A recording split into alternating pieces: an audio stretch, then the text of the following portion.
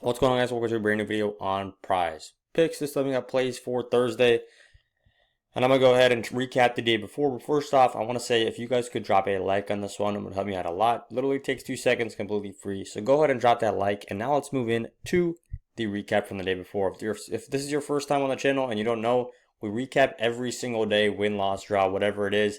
And guys, I'm gonna be honest, I was hyping this day up because there was a ton of esports and a ton of great plays on the board, and it was on me, guys. We did not have a great day. I'm not going to go out here and say it was the worst day because it was not a bad day at all, but there was a little bit of unluck and honestly just some bad reads on my part.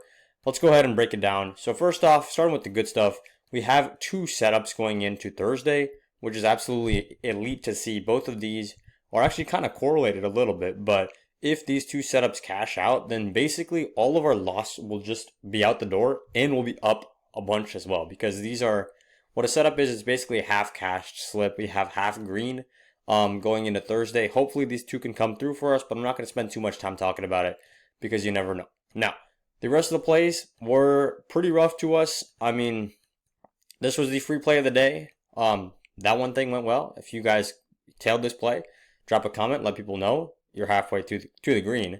CPM actually went on the under here at 1.5. We took the under on a low line and actually ended up paying off.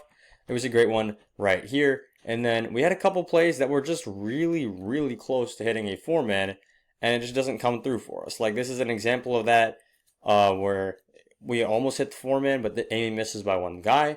Here's another example. We missed by 1 player right here. They go over by 4 kills. This is perfect correlation up here, and this would have been great correlation if the other side had gone a little bit under.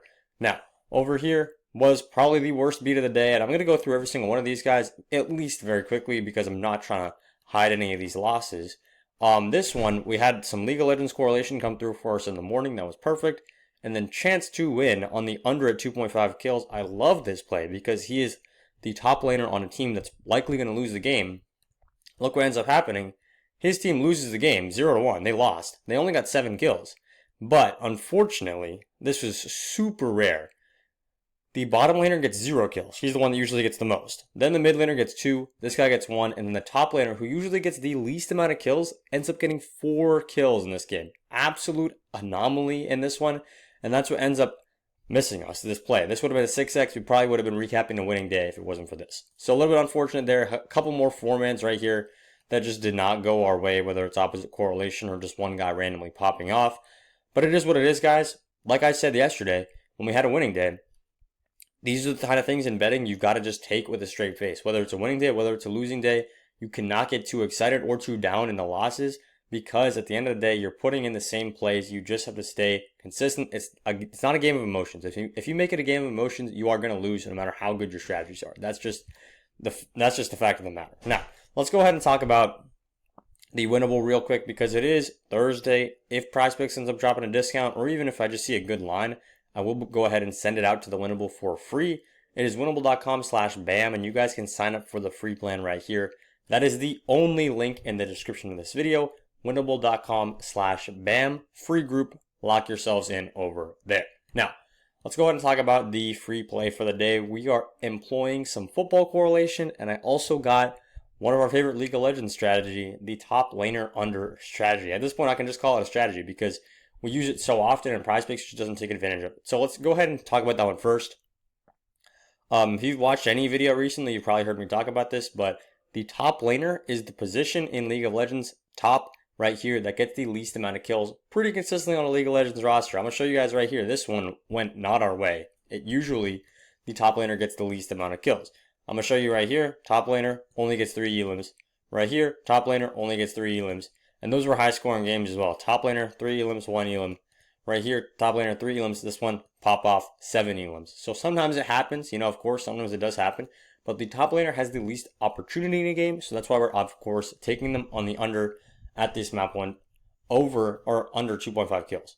Another reason why we're taking them on the under, because in League of Legends, when you lose the game, you don't get that many elims. RG right here are heavy underdogs to win this game against Nord. So they're basically, Nord is the heavy favorite. They're probably going to win. They are minus, I think it's 450 right now to win this game. So Nord will almost certainly win this game, in which case Maddox will go on the under here at 2.5 kills. That's one play that I like. And we're pairing that up because we love 3-mans on PrizePicks right now because they buffed the correlation. I mean, I say just buffed, but it was actually over a month ago. Now it's 6x instead of 5x. We like it now. We're taking Vernon Adams on the under and then Dedrick Mills on the over. So what we're doing here is we're saying Calgary are the better team. Man, Calgary are probably going to win this game. I just like Calgary a lot in this matchup. And I like Adams on the under because if they go up a couple touchdowns early, say Adams throws for, 100, even 150 yards in the first half, but they're up, right? Then they're not going to need to throw the ball in the second. They're just going to hand the ball off to their running back. And I know I always say in CFL there's more passing, which is the case. There is more passing, but that doesn't mean the run game is completely obsolete. When you're winning the game, it is more beneficial to run because you're just running the clock down. So I like Dedrick Mills here. He's one of the best running backs in the league. Probably not top 3, but definitely top 5 in my opinion. And then Adams on the under. This is just a correlated play, right? If they're running the ball a ton, they're not going to throw the ball a ton. That's correlation, whether it's college football, NFL, or even Canadian football right here, guys. It's football. That's how the game works. If you throw the ball a lot, you're not going to run the ball a lot. If you run the ball a ton, you're probably not going to get a lot of throws in. So those are our plays, guys. Those are our 3 plays for the day. Make sure you guys are signed up on the Winnable. Hope you guys enjoyed the video. Drop a comment. I feel like our comments are pretty dead, even though we get a lot of views and likes. Drop a comment. I'll respond to you, whatever it is. And yeah, let's have a great Thursday. Let's make some more money.